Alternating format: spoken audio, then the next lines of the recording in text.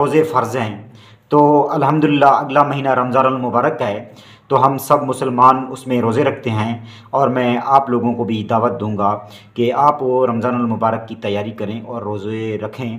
और जो लोग रोज़े नहीं रखते उनको दावत दें, उन्हें समझाएं, उन्हें दलील दें कुरान में से, हदीस में से, कि आप लोगों पर रोज़े फ़र्ज़ कर दिए, नमाज़ फ़र्ज़ कर दीजिए, नमाज भी अदा करें, रोज़े भी अदा करें।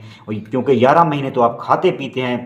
11 महीने में आप अंदाज़ा करें, रात के किसी भी वक्त आप खाना खाना चाहें खा सकते हैं, दोपहर को खाएं, शाम को खाएं, फजर को खाएं, जिस टाइम भी खाएं, तुम्हें कोई नहीं रोकता। लेकिन एक महीना है जो अल्लाह तबारक व तआला का हुक्म है कि उसमें रोज़े रखें, तो आपको रोज़े रखने चाहिए। अगर फिर भी आप नहीं रोज़े रखते, आप पर कोई शरई उज़्र भी नहीं है, आप सेहतमंद भी हैं, मालदार भी हैं, फिर भी मुसाफिर भी नहीं हैं, फिर भी आप रोज़े नहीं रखते, तो मैं आप लोगों को एक ऐसी मिसाल के साथ मुखातिब करूँगा, एक मैं ऐसी मिसाल दूंगा।